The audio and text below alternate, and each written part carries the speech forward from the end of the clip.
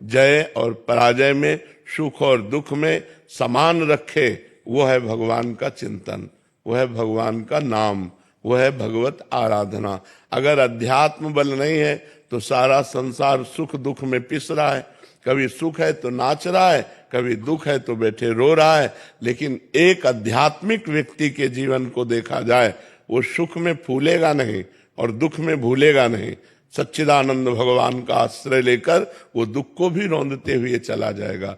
तो बिना भगवान के आश्रय के, बिना भगवान के भजन के ये मनोराज्य नहीं नष्ट होगा और सुख दुख में समानता नहीं आएगी।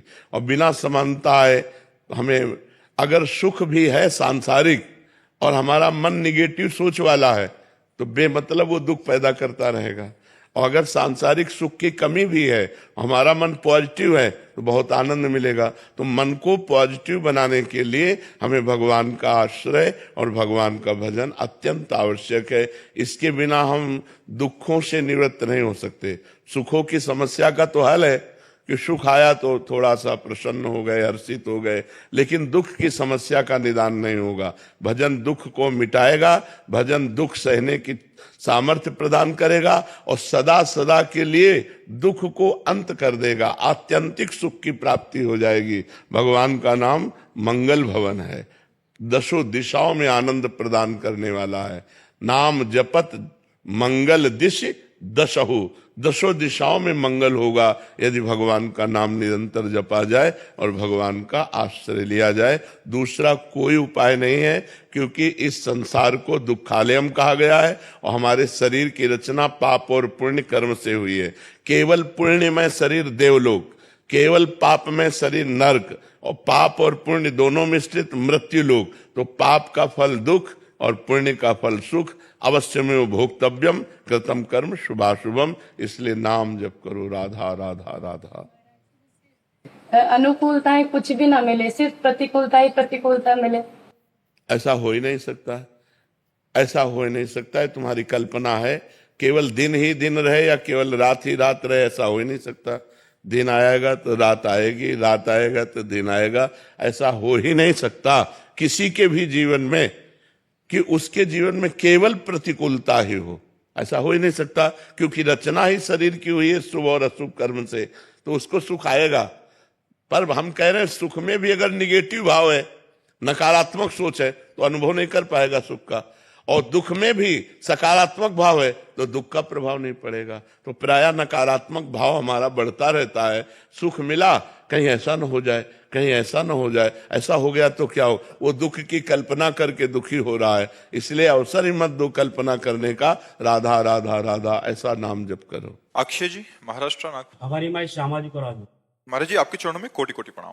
महाराज जी, आप कहते हैं कि नाम जप से बढ़कर जीवन में कुछ भी नहीं है, नाम जप नहीं तो सब बकवास है। महाराज जी आगे ये कहना चाह रहे हैं, महाराज जी भाव इनका है कि महाराज जी फिर मंत्र जप का क्या, दोनों में नाम और मंत्र एक ही आता है, नाम और मंत्र एक ही आता है, उसको अलग करके नहीं देखते हैं।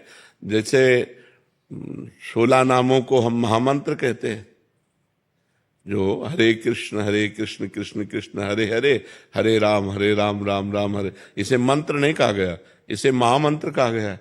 तो नाम और मंत्र और महामंत्र सब एक ही है, लेकिन जो वैदिक मंत्र हैं वो पवित्र अवस्था में जपे जाते हैं, और जो नाम है वो किसी भी समय जप सकते हो। अपवित्र पवित्रो वा सर्वावस्थांगतोपि वह यह स्मरेत पुंडरीकाक्षम सवायाभ्यंतरा शुचि। वो बाहर और भीतर से परम पवित्र होता है जो कमल नयन भगवान श्री हरि का नाम स्मरण करता है। तो आप जैसे नाम है तो आप शौचालय में बैठे हुए भी अंदर अंदर जप सकते हो, लेकिन मंत्र नहीं, मंत्र पवित्र अवस्था में जप सकते हो। तो नाम और मंत्र ये सब एक ही हैं, भगवत प्राप्ति कराने वाले जी। लक्ष्मी शर्मा जी, राधे राधे। महाराज जी भगवान में पूरी आस्था है, हर कर्म उनको समर्पित भी करते हैं, परंतु भगवान में मन नहीं लगता। महाराज जी नहीं, जिसमें आस्था होती उसमें हमारा मन लग जाता है। नहीं, उसे आप समझ ही नहीं पा रहे हैं। जैसे हम नाम जप कर रहे हैं, हमारी आस्था भोजन में है, भूख लगी है और अच्छा भोजन मिला तो नाम छूट जाएगा ना? ईमानदारी से देखना, नाम छूट जाएगा और भोजन को हम रुचिपूर्वक करने लगेंगे, क्योंकि हमारी आस्था उस समय भोजन पे है। किसी व्यक्ति से बात करने की हमारी आस्था हुई, नाम छूट गया, नाम छोटा हो गया, आस्था हमारी व्यक्ति की बड़ी हो गई। रुपया गिनने, रुपया कमाने, रुपया या मित्र या सुहृद या खान पान या भोग, इन वृत्तियों में हमारा भजन क्यों छूट जाता है? क्योंकि हमारी आस्था कमजोर है। हम भगवान को महत्व उतना नहीं देते जितना भोजन को महत्व दे देते हैं, जितना रुपये को महत्व दे देते हैं। नहीं, भागवत में लिखा है कि वो महान भागवत है जो त्रिभुवन की राजलक्ष्मी देने पर आधे पल के लिए भी प्रभु का विस्मरण न करे। यहाँ तो 10-5 हजार रुपये में भगवान को भूल जाएंगे, अच्छे भोजन में भगवान को भूल जाएंगे, अपने रिश्ते नातेदार के मिलने पर भगवान को भूल जाएंगे। तो हमारी आस्था भगवान, हम जबान से कहते हैं कि हमारी पूर्ण आस्था है, लेकिन पूर्ण आस्था जिस दिन हो जाएगी उस दिन आपका चिंतन पूर्ण हो जाएगा, आपका चिंतन निरंतर भजन भगवान में होगा। जैसे अब अपने लोग हैं तो अपने लोगों को भोजन मिलता है तो प्राण पोषण के लिए उसे डालते हैं, स्वाद के लिए नहीं, ये पदार्थ नहीं, जितने से प्राणों का पोषण हो जाए बस उतने के लिए। महत्व जब भगवान का होगा तो न रुपए का महत्व होगा, न भोजन का महत्व होगा, न मान प्रतिष्ठा का महत्व होगा। तो जब आस्था होती है भगवान में तो केवल भगवत भाव रहता है, ये पहली पहचान है। हाँ, भजन में जो तन्मयता है वो हम अधिक से अधिक बढ़ाने की कोशिश करते हैं, हमसे त्रुटि हो जाती है, पर भजन छूटने की हमारे अंदर व्याकुलता हो जाएगी। तद स्मरणेन परम व्याकुल। आस्था ही तो सारी चीज है। हमारा दृढ़ विश्वास, दृढ़ आस्था परमात्मा में हो तो हर समय हम प्रसन्न रहेंगे, हर परिस्थिति में हम प्रसन्न रहेंगे, हर समय हमारे अंदर नाम चलेगा। तो अभी आस्था और बढ़ाओ। अभी रिश्ते नातों में आस्था है, अभी रुपए पैसों में आस्था है, अभी अपने शरीर में आस्था है, अभी भोगों में आस्था है। हमारी बात को समझो, ये ऑपरेशन थिएटर है अध्यात्म का। पूरी आस्था जिस दिन परमात्मा में हो जाएगी उस दिन हमारा भजन पूर्ण होने लगेगा। सानिया जी दिल्ली से। श्री हरिवंश महाराज जी। महाराज जी, हमें पता है कि हमारे अंदर क्या क्या कमियां हैं, हम उसे सुधारने का बहुत प्रयास करते हैं परंतु कोई प्रभाव नहीं दिखता, वो गलती होती है महाराज जी।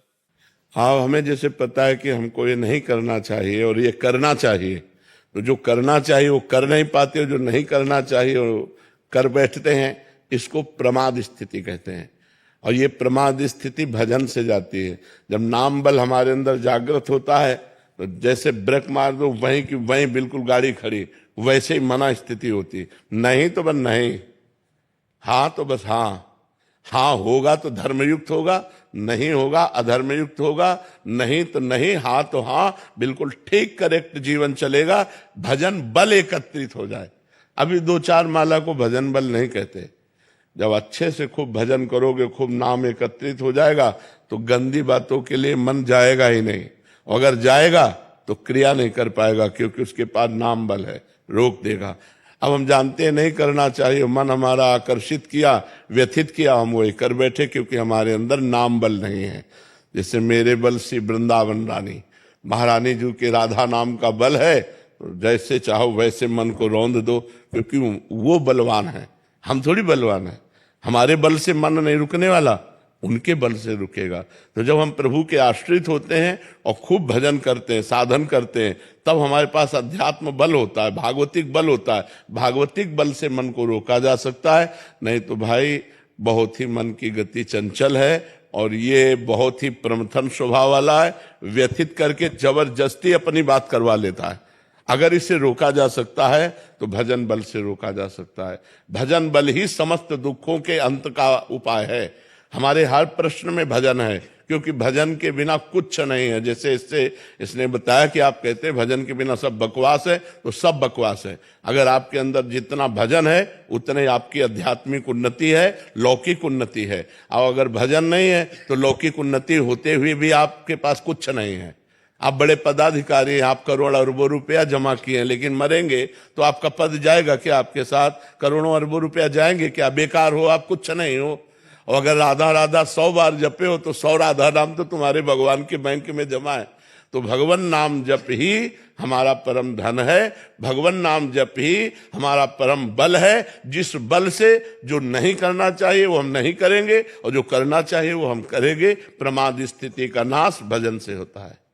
गणेश जी, राधे राधे महाराज। राधे राधे महाराज जी। महाराज जी, जिस प्रकार आपने कहा कि भगवत प्राप्ति होने के बाद पीछे के 7 और आगे की 14 पीढ़ियां तर जाती हैं महाराज जी, इसमें कह रहे हैं कि अगर कोई परिवार का दुराचारी भी हो तो वो भी, हाँ, सरकारी जो नियम है वो नियम तो लागू होगा। अब जैसे किसी आर्मी की जवान की शहीद हो जाता है तो उसकी पत्नी को आजीवन पैसा मिलता है और उसकी बात सुनी जाती है, उसकी सुख दुख की तकलीफ सरकार सुनती है। तो हमारी सरकार कम से कम एक पीढ़ी का तो उद्धार कर ही देती है, दुख सुख का व्यवस्था सब। तो हमारे भगवान है वो, तो ये तो भारत देश एक राष्ट्र है, वो तो अनंत ब्रह्मांडों के स्वामी है। अगर कोई उनको प्राप्त कर गया तो 21 पीढ़ियां उतार देते तो उनके लिए कोई बड़ी बात है क्या? सही का निशान लगा दिया, चाहे जितना बड़ा दुराचारी हो वो उसका कल्याण हो जाएगा, क्योंकि उनके परिवार में एक भगवान का भक्त हुआ। जैसे प्रहलाद जी, अब उनके 21 पीढ़ियां तो थी नहीं, प्रहलाद जी की 21 पीढ़ियां नहीं थी, क्योंकि ब्रह्मा जी, कश्यप और हिरणाक्ष हिरण्यकश्यप, इतनी पीढ़ी थी। ब्रह्मा जी और ब्रह्मा जी से कश्यप और कश्यप अदिति से और कश्यप दिति, इन्हीं से देवता और दैत्य प्रकट हुए। जो कश्यप अदिति इनसे देवता और कश्यप दिति से दैत्य प्रकट हुए। कश्यप जी ब्रह्मा जी से प्रकट हुए, ब्रह्मा भगवान से प्रकट हुए, 21 पीढ़ी आई नहीं। तो जब प्रहलाद जी को भगवान गले से लगाए तो प्रहलाद जी ने कहा हमें एक सोच है। बोले क्या?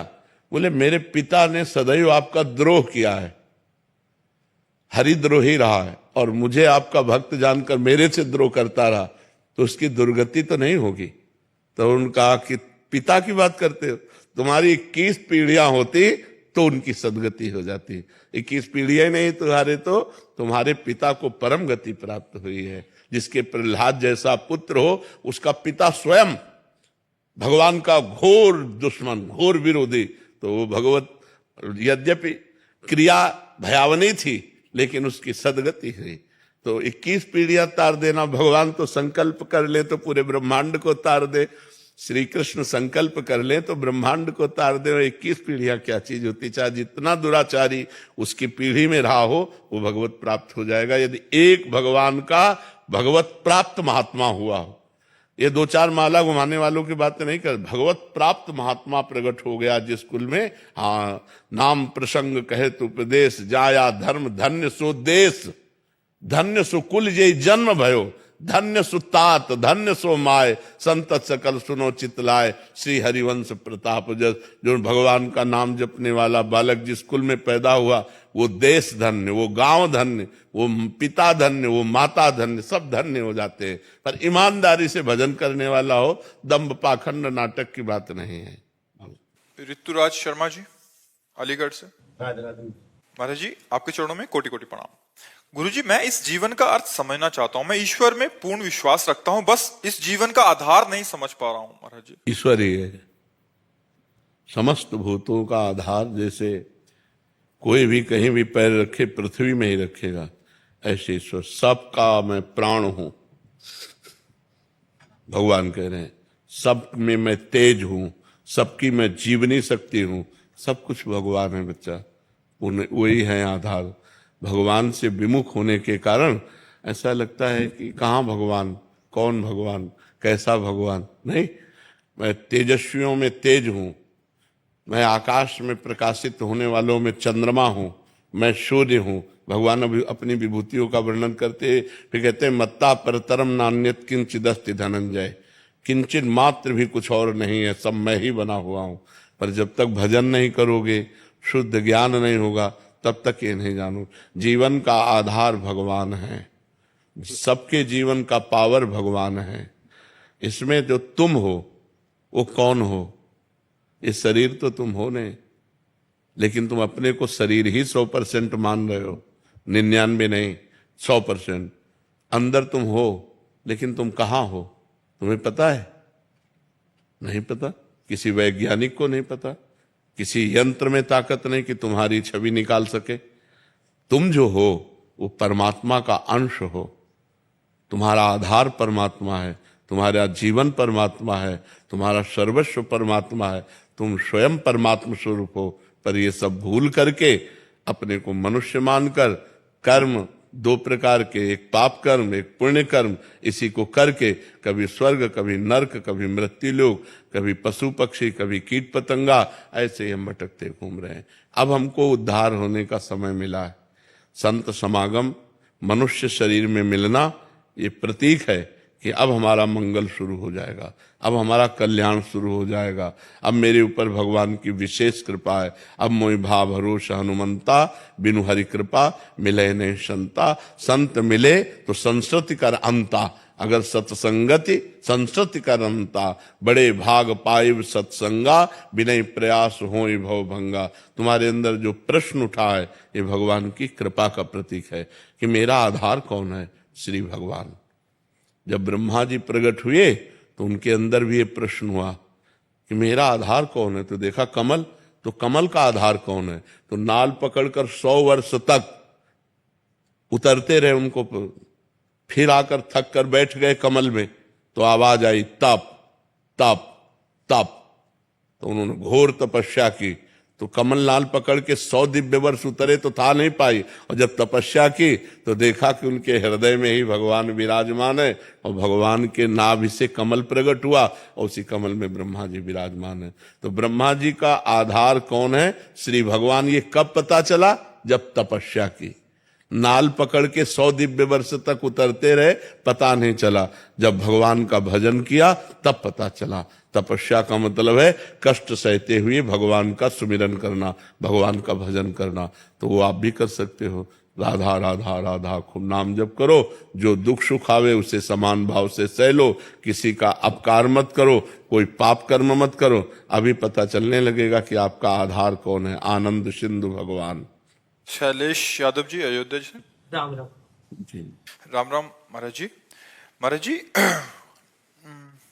मेरे बचपन से ही हनुमान जी में प्रीति है और हनुमान जी ने मेरे ऊपर बहुत कृपा की है, परंतु मैं जब राम राम का जप करता हूं तो मेरे ध्यान ज्यादा राम जी में रहता है।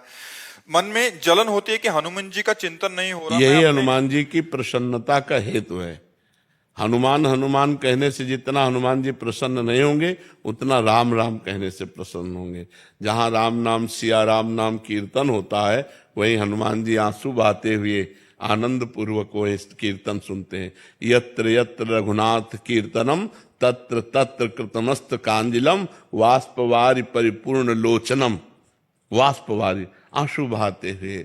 जहां राम राम राम सिया राम राम राम सिया राम, तो हनुमान जी वही प्रसन्न हो। तो उस समय ये नहीं सोचना कि हनुमान जी का चिंतन नहीं हुआ। नहीं, हनुमान जी की प्रसन्नता के लिए मैं सिया राम नाम जप कर रहा हूँ, राम नाम जप कर रहा हूँ। ठीक है। सविता सिंह जी। राधे राधे महाराज जी। राधे राधे महाराज जी। महाराज जी, आपके चरणों में कोटि कोटि प्रणाम। महाराज जी, पिछले करीब 2 महीनों से सब दिनचर्या खराब सी हो गई। जैसे कि आपने कहा था कि शायद वैष्णव अपराध ना बन गया हो, तो ऐसा कुछ याद नहीं है मन में? तीन बातें। या तो हमारा भोजन गलत हो गया, या हमारा कोई आचरण गलत हो गया, या किसी वैष्णव की निंदा हो गई। उसमें आप सुधार कर लीजिए। अगर वैष्णव निंदा नहीं हुई तो आचरण में कोई त्रुटि तो नहीं हुई, आचरण में त्रुटि नहीं हुई तो कोई भोजन में त्रुटि तो नहीं हो गई। ये तीनों पर दृष्टि डाल लीजिए। वैष्णव अपराध बड़ा सूक्ष्म होता है। जैसे किसी संत को देखा, लगा ये कोई भजनानंदी थोड़ी, अब अपराध बन गया। अब आप क्या जानो क्यों कितना भजन करते हैं, अंदर की बात कौन जाने। अरे ये तो समोसा मांग रहे हैं, तो भंडारा खा रहे हैं, तो उनको भूख लगी, वो मांग के खा रहे हैं, लेकिन वो कितना भजन करते हैं आपको क्या पता। वो कितना भगवान से प्रेम करते हैं। क्या प्रेम कोई दिखाने वाली वस्तु थोड़ी है। तो इसलिए हम किसी संत के प्रति थोड़ा भी सोचेंगे तो हमारी साधना में फर्क पड़ जाएगा। शायद है आपकी अवस्था ऐसी है कि आचरण में तो कमी हो नहीं सकती, तो हो सकता है आपसे वैष्णव दोष बन गया हो, किसी संत महात्मा के प्रति मानसिक ऐसा चिंतन बन करके, या तो जबान से किसी की निंदा हो गई हो। ये बातें महाराज जी कह रहे हैं कि मन से यहाँ क्षमा तो मांगी अंदर से, कि पर समझ नहीं आ रहा। नहीं, इसमें ये होता है कि जैसे हमने आपकी निंदा की तो आपसे ही क्षमा मांगनी पड़ेगी। ऐसा नहीं होगा कि हम किसी और को प्रणाम करके क्षमा मांग लें। अब ये खोजना पड़ेगा। एक बार श्री रूपलाल गोस्वामी जी का पावन चरित्र में आता है कि वो लीला में देख रहे थे कि लालजू एक फूल की डाल झुकाए हुए हैं और प्रियाजू फूल चुन रहे हैं। तो प्रियाजू ने डाल पकड़ ली, क्योंकि लालजू भी झुकाए थे, और फूल ऐसे उतार रही थी तो लालजू ने छोड़ दिया, तो प्रियाजू टंग गई। तो लालजू भी हंसने लगे और वो गोस्वामी जी भी हंसने लगे, रूप गोस्वामी। और उसी समय एक लंगड़े महात्मा जा रहे थे, तो उन्होंने देखा हंस रहे हैं, तो उनके मन में बड़ा दुख हुआ कि भगवान ने मुझे लंगड़ा बनाया तो तुम हमारी हंसी उड़ा रहे हो। उनकी लीला बंद हो गई और वो बड़े परेशान। तो जब सनातन गोस्वामी जी आए तो उनसे कहा कि भाई हमारी लीला बंद हो गई। तो उनका एक ही उपाय है, वैष्णव अपराध बन गया, उस वैष्णव को प्रसन्न करो। वैष्णव अपराध कैसे बन सकता है? ना हमने कभी किसी की निंदा की है, ना किसी का कोई हमारा संसर्ग है, हम तो एकांत सेवन करते हैं। बोले नहीं, वैष्णव अपराध बन गया, तभी आपकी लीला में विघ्न पड़ा। तो बोले आसपास के सब संतों को भंडारा में बुलाओ। तो भंडारा किया गया, सब संतों के पास निमंत्रण गया। तो जब उनके पास निमंत्रण गया तो नाराज होकर के बोले कि आज तो निमंत्रण खवाने के लिए बुला रहे, उस दिन हमारी हंसी उड़ा रहे थे हम। अरे बस समझ गए कि तब उनको बुलाया और कहा महाराज सत्य मानो, मैं आपको देखकर नहीं हंस रहा था, मैं ये फिर उन्होंने लीला बताई कि ये लीला चल रही थी तो हमने इस लीला को देखा इसलिए हंस रहे थे, आप बुरा मत मानिए। उसी समय से लीला चलने लगी।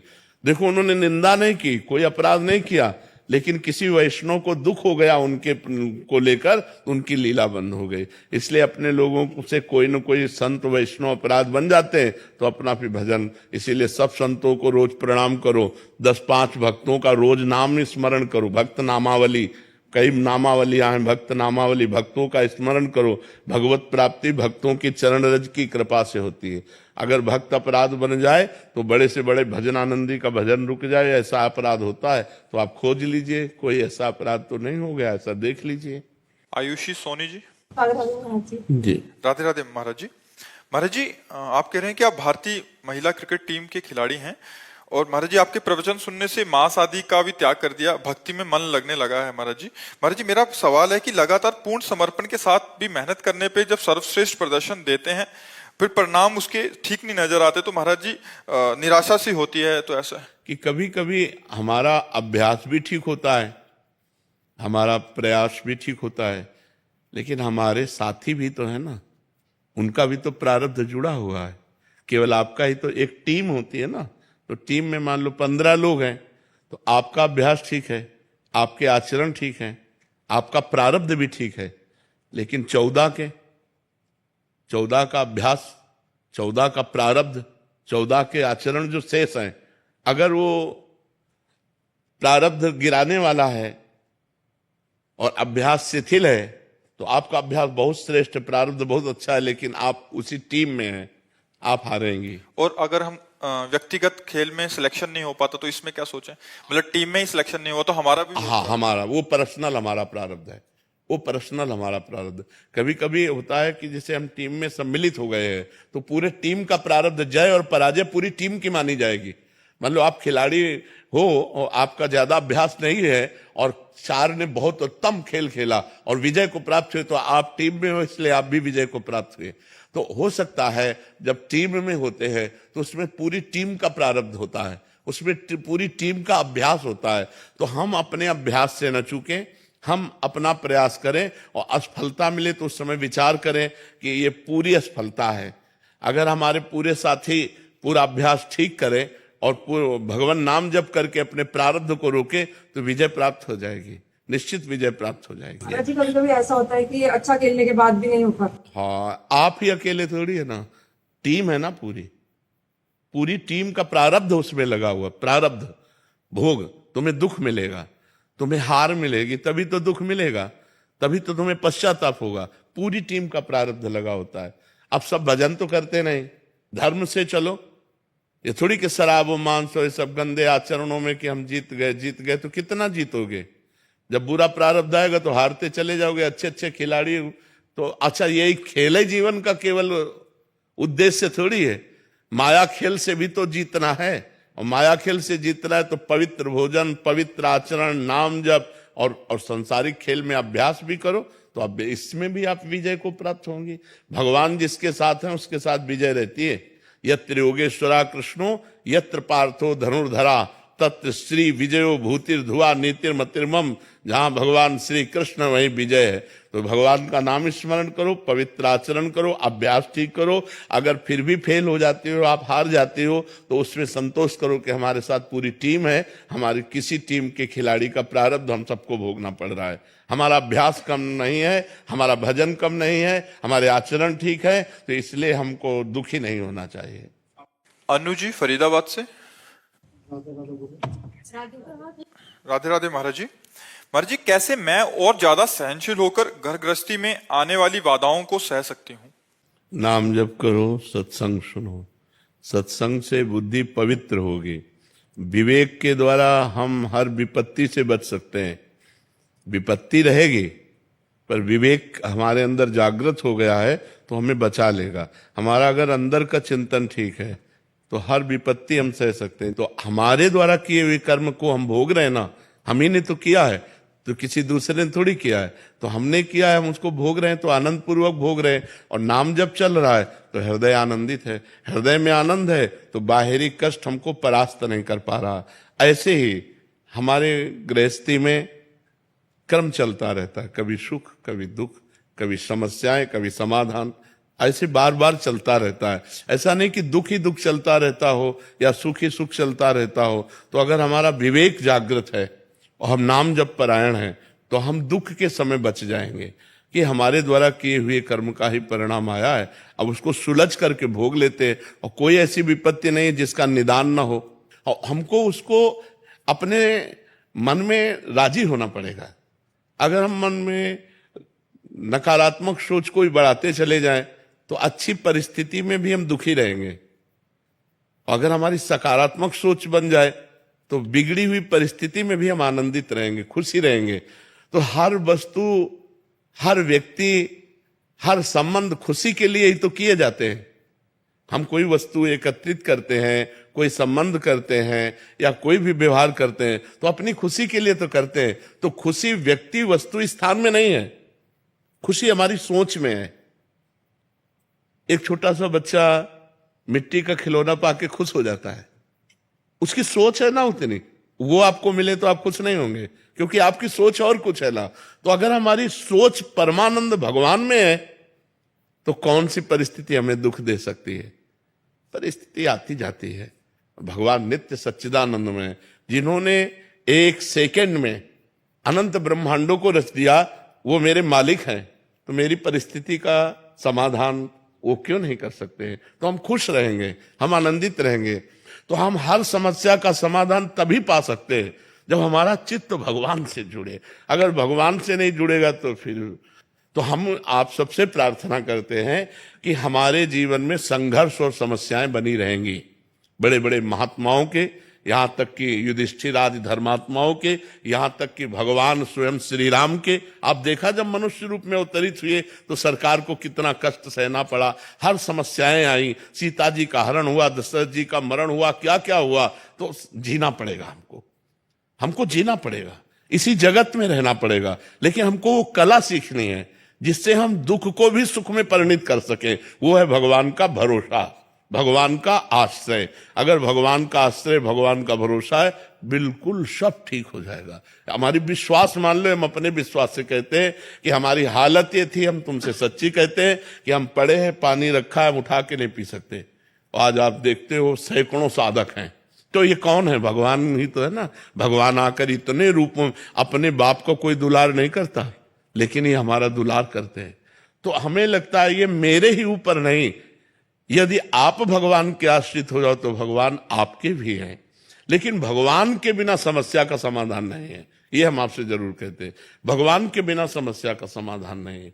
हर समस्या का समाधान श्री भगवान है। वो अपने आप न जाने कहां से कैसे कैसे सब व्यवस्था कर देते हैं। इसलिए हम सबसे कहते हैं कि अपनी समस्या का समाधान केवल भगवान से होगा, किसी इंसान से नहीं होगा। अगर इंसान कोई करेगा तो हमारे बाधा ही पहुंचाएगा, वो स्वार्थ बुद्धि प्रकट कर देगा। लेकिन वो भगवान करेगा, वो निस्वार्थ करता है, वो निस्वार्थ करता है। इसलिए हमें लगता है हमारी समस्याओं का समाधान विवेक और भजन है। अगर हम भजन करें और विवेक से चलें तो संसार पर विजय प्राप्त कर सकते हैं।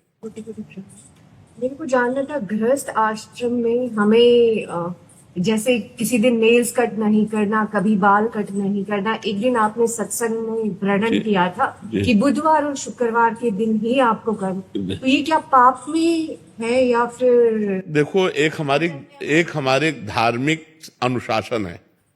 जैसे गुरुवार को हम बाल नहीं कटा सकते, साबुन से वस्त्र नहीं धो सकते, नाखून नहीं कटा सकते, सेव नहीं बना सकते। ये हमारी एक धार्मिक परंपरा है, हमको उसका निर्वाह करना चाहिए। अब जैसे आप करो तो आपकी बुद्धि भ्रष्ट हो जाएगी। जो धार्मिक हमारी परंपरा है, अब जैसे प्रातः काल जग करके भगवान सूर्य का अभिनंदन वंदन करना, अर्घ आदि देना, माता पिता के चरण छूना, अब ये सब बंद हो गया। अब देखो बंद हो तो बुद्धि भ्रष्ट नहीं हो रही है। कौन शांति से जी पा रहा है? माता पिता बेचारे बड़े बूढ़े, उनको कोई अनाथालय भेज रहा है, कोई धक्का मार के घर से बाहर कर रहा है, और वो जवान होकर के और इतनी समस्याओं में फंसते चले जा रहे हैं कि फिर परिणाम पत्नी कहीं और भाग रही, पुत्र कहीं और जा रहा है। ये सब क्या हो रहा है? पूरा विस्फोट है ना। नहीं, गृहस्थी कितनी आनंद में व्यतीत हो सकती है यदि हम धर्म से चलें। तो हमारा जो धर्म अनुशासन शास्त्र है, हमको उसके अनुसार चलना चाहिए। जब हम बृहस्पतिवार को या जिन दिनों को निषेध किया गया है उस दिन वो कार्य करते हैं तो हमारे पुण्य क्षय होते हैं, और पुण्य नाश होगा तो पाप बढ़ेगा, पाप बढ़ेगा तो दुख बढ़ेगा, समस्याएं बनेगी, चिंता बनेगी, दिमाग फंसता चला जा रहा है, हर समस्या में फंसता चला। क्यों? क्योंकि एक सिस्टम धर्म का जो है उसका आप उल्लंघन कर रहे हैं। ऐसा नहीं है। जैसे भगवान शिव की उपासना में फर्क पड़ जाएगा यदि सोमवार को आप क्षौर कर्म करते हैं, मंगल हमारे प्रतिकूल हो जाएगा यदि हम करेंगे, बुध हमारे अनुकूल हो जाएगा यदि हम करेंगे, शुक्र हमारे अनुकूल हो जाएगा। तो विचारवान विद्वानों ने, ब्रह्म ऋषियों ने निकाला कि बुधवार और शुक्रवार को हम क्षौर कर्म करें, केवल बुधवार शुक्रवार, हफ्ते में 2 बार कर ले तो काफी बना रहेगा, जरूरी नहीं कि अच्छा। और फिर एक उसमें निष्कर्ष निकला कि अगर गुरुवार को केवल छोड़ देते हो और दिनों करते हो तो उतनी हानि नहीं है। 2 दिन तो हमारे हैं ही, बुधवार शुक्रवार, और जो जैसे सोमवार है, रविवार है, मंगलवार है और शनिवार है, अगर हम इनमें करते हैं तो उतना हानि नहीं होती जितनी गुरुवार को। तो केवल गुरुवार को छोड़ दो, और अन्य दिनों में वैसे चाहो तो बुधवार शुक्रवार को ही केवल करो। यदि आपको नहीं पट पाता है तो केवल गुरुवार को छोड़ दो, तो उसमें आपका विशेष हानि नहीं होगी। गुरुवार को करने से फिर विशेष हानि हो जाएगी। ममता जी दिल्ली से। श्री हरिवंश महाराज जी, गुरु दीक्षा के बाद शिष्य का नया जन्म हो जाता है, तो क्या गुरु दीक्षा से पहले किए हुए पाप कर्म दीक्षा के बाद नष्ट हो जाते हैं? हाँ, यदि नया पाप कर्म ना हो तो जो दीक्षा मिलती है उससे सारे पाप नष्ट हो जाते हैं। इसमें एक उदाहरण में चतुर्भुज दास जी का पावन चरित्र जब हम देखते हैं तो उसमें आता है कि वो भगवत चर्चा कर रहे थे, तो कथा में यही कहा कि जब कोई दीक्षा लेता है तो उसका नया जन्म हो जाता है, पुराने पाप उस पर लागू नहीं होते। तो एक चोर चोरी करके भाग करके आया था किसी साहूकार सेठ महाजन की, उसके पीछे सैनिक लगे हुए थे, तो जहां सत्संग हो रहा था हजारों लोग बैठे थे, उन्हीं के बीच में जाके बैठ गया। तो अब राज सैनिकों ने देख पाया नहीं, तो उन्होंने सोचा इधर तो सत्संग हो रहा, चोर काहे को यहाँ टिकेगा, तो वो चले गए और चोर बच गया। सत्संग में यही चर्चा चल रही थी कि दीक्षा लेने से नया जन्म हो जाता है, पूर्व पाप नष्ट हो जाते हैं। तो जब सत्संग संपन्न हुआ तो चतुर्भुज दास जी संत थे, उनके पास गए और बोले, महाराज आप जो बात कह रहे हैं सत्य है कि दीक्षा लेने से सारे पाप नष्ट हो जाते हैं? तो मैं घोर पापी हूं, चोर हूं, हिंसक हूं, कौन सा पाप नहीं जो मैंने ना किया हूं? क्या मैं दीक्षा ले लूंगा आज से निष्पाप हो जाऊंगा? बोले आज से हाँ निष्पाप हो जाओगे। तो बोले दीक्षा दीजिए। तो चतुर्भुज दास जी ने कि ये सही अधिकारी है, अभी इसका मूड बन गया है, नहीं तो हो सकता है कि कभी जिंदगी में इसका न, क्योंकि हिंसक स्वभाव का है, तो उन्होंने तुरंत उसको दीक्षा दी, मूड मुड़वाया, कंठी पहनाई, तिलक लगाया, 12 तिलक। और दूसरे दिन वो निर्भय होकर घूम रहा था। सोई साहूकार अपने सैनिकों के साथ तो था ही, सेठ खोज रहा था, अरे बोले यही है। उसको बंदी बना लिया गया, राज दरबार में ले गए। राजा ने कहा तुमने चोरी की है? उसने कहा इस जन्म में नहीं। बोले महाराज जन्म की बात नहीं है, कल की बात है, कल इसने चोरी की है। उसने कहा मैं कसम खा सकता हूं कि इस जन्म में चोरी नहीं की। साहूकार ने कहा मैं कसम खा के कहता हूं किसने कल चोरी की है, ये केवल भेष बना लिया है, मूड मुड़ा लिया, तिलक लगा लिया, लेकिन है यही। अब दोनों अपनी अपनी कसम पे। तो उस समय जो पद्धति चलती थी सत्य को प्रमाणित करने के लिए, तो एक लोहे का फार गर्म किया जाता था और पीपल की छोटी सी नवीन पत्ता ऐसे रख दिया जाता था और उसके ऊपर सूत ऐसे बांध दिया जाता था, और वो लोहे का जलता हुआ फार हाथ में ले और सूत जले ना और 7 कदम चल के फेंक दे, वो सत्य माना जाता था। तो ऐसा ही चोर के साथ किया गया। जे ही पूरी पद्धति करके ऐसे फार, तो उसने कहा गुरुदेव ने कहा था कि दीक्षा लेने के बाद नया जन्म होता है, ये अंदर, और जोर से बोला मैंने इस जन्म में कभी पाप नहीं किया, और 7 कदम चला, फेंक दिया, बिल्कुल सूत ज्यों का त्यों। अब तो राजा ने सेठ को कहा इसे फांसी दो, इतने बड़े वैष्णव को, संत को चोर कहा। जब उसके फांसी की बात कही तो बोले सरकार नहीं, वो भी सही है, फांसी मत दीजिए, क्योंकि वो अपराधी नहीं, अपराधी तो मैं हूं। तो बोले अब तुम अपराधी कैसे हो सकते, तुम्हारा तो प्रमाण हो चुका है कि तुम इस जन्म में चोरी नहीं की। बोले इस जन्म में नहीं की? बोले क्या कहानी क्या है? बोले कहानी यह है कि हमने कल चोरी की थी। ये सही कह रहे हैं, लेकिन फिर हमने दीक्षा ले ली, तो दीक्षा से नया जन्म हो जाता है, इसलिए मैंने इस जन्म में चोरी नहीं की। इस बात से वो राजा बड़े प्रभावित हुए। बोले मैं उन संत से मिलना चाहता हूं जिन्होंने तुम्हारे जैसे चोर का परिवर्तन कर दिया। तो उस दृष्टांत से पता चलता है कि नया जन्म हो जाता है, लेकिन अबलो न सानी अबना न सही हो। उस चोर ने झूठ नहीं बोला, उसने फिर कभी चोरी नहीं की, आज तक किया, अब नहीं करूंगा, तो इससे सारे पाप नष्ट हो जाते हैं दीक्षा लेने से। अगर दीक्षा लेकर फिर पाप करे तो पक्के रजिस्टर्ड पाप होते, फिर वो भोगना पड़ता है और उसमें गुरु को भी कष्ट भोगना पड़ता है। ऐसा नहीं है जैसे शिष्य पाप करे, यदि उसको दंड ना दे, उसको त्याग ना करे, तो गुरु को भी पाप लगता है कि आप ऐसे को क्यों दीक्षा दी, क्यों मंत्र दिया। जी अंकित जी, अंकित राठी। राधे राधे। राधे राधे महाराज जी। महाराज जी, आपका प्रश्न ऐसा है कि काफी जनों का ऐसा प्रश्न हो सकता है कि किन्हीं के घर में उनके प्रियजनों का मृत्यु हो जाता है। महाराज जी, आप कह रहे हैं कि आपके 23 दिन के एक बालक थे, उसका मृत्यु हो गया। महाराज जी, अब जीवन स्थगित सा लग रहा है, वापस जीना चाहते हैं मगर किसी चीज में मन नहीं लग रहा। महाराज जी, ऐसी स्थिति में जब वो ऐसी दुविधा सी आ जाती है, जीवन में ऐसी प्रतिकूलता आ जाती है, तो महाराज जी उस समय मन को कैसे? अभी हमने बताया कि समस्या का समाधान भगवान है। अगर हम नाम जप और विवेक, अब विवेक से हमको पता होना चाहिए कि वो जीव केवल 23 दिन के लिए आया, 23 महीने के लिए आया, 23 साल के लिए आया, हम 23 सेकंड भी नहीं बढ़ा सकते। वो जीव आया ही इतने काल के लिए। अब हम अपने स्वार्थ को रोते हैं कि मेरा बेटा अगर ये जवान होता, पढ़ते लिखता, नौकरी करता, तो मैं अपनी आंखों से सब देखता, वो कमाता और सुखपूर्वक रहता। लेकिन ये आपकी सोच है। वो जीव तो केवल 23 मिनट के लिए आया, 23 सेकंड के लिए आया, मतलब पैदा होते ही मर गया। 23 दिन के लिए, 23 महीने के लिए, 23 साल के लिए, उस पर हमारा बस नहीं चल सकता, उस पर किसी का बस नहीं चलता। जितनी आयु लेकर के जीव आता है उतनी आयु ही, ये हमारा विवेक। तभी हमने 2 बातें कही थी, नाम जप और विवेक से हम संसार पर समाधान पा सकते हैं। भाई उसकी आयु ही इतनी थी तो मैं क्या करूं, मेरा इतना पुण्य नहीं था, मेरा पुण्य इतना ही था कि मुझे पुत्र तो मिलेगा, लेकिन इतने दिन के लिए मिलेगा। अब उस पर किसी का बस नहीं, काहू को बस ना है, जो कछु है सब तिहारी कृपा। किसका बस है आप बताओ? अगर बस चले तो हम सब समस्याओं को मिटा दें, लेकिन हमें मिटाना नहीं, हमें भोगना पड़ता है। बड़े बड़े संतों को भोगना पड़ता है, नहीं भोगना पड़ता। तो इसलिए ये विचार कीजिए कि अगर मिटाना संभव होता तो दशरथ जी की मृत्यु नहीं होती। जिनके पुत्र भगवान राम है, राम के पिता कहलाने का सौभाग्य जिनको मिला, उनको भी तड़प तड़प करके प्राण त्यागने पड़े। हा राम हा राम हा राम। और भगवान राम, समर्थ राम विराजमान हैं, लेकिन उनके पिता। तो ये जो मृत्युवाद है, इसके लिए वशिष्ठ जी कह रहे, सुनो भरत भावी प्रबल, बिलख कहो मुनिनाथ, हानि लाभ जीवन मरण जस अपजस विधिया। ये विधान का है। अगर वो है कि बालक जन्मेगा लेकिन 15 मिनट जिएगा, तो 15 मिनट केवल रोएगा, इसके बाद खत्म हो जाएगा। 5 सेकंड भी आप नहीं बढ़ा सकते, चाहे जितना बड़ा सर्जन डॉक्टर ले आओ,